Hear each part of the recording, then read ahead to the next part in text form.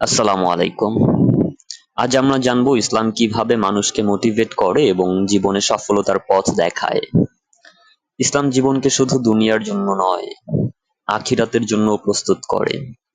সফলতা মানে শুধু টাকা নয়, বরং ঈমান, আখলাক, দায়িত্ববোধ।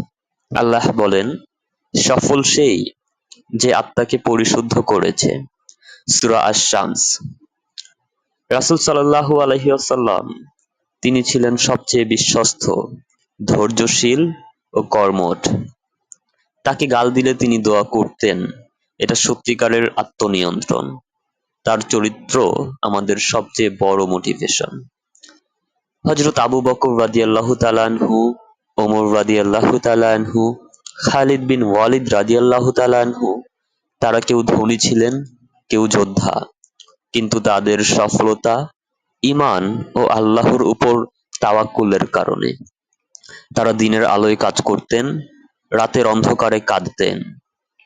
যারা ইসলামকে জীবনমুখীভাবে অনুসরণ করে, তাদের চিন্তা পরিষ্কার, মন শান্ত।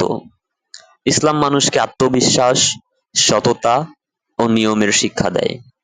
নিয়মিত নামাজ, সঠিক সময় ব্যবহার, পরিবার ও সমাজে ভালো আচরণ সবই সফলতার চাবি।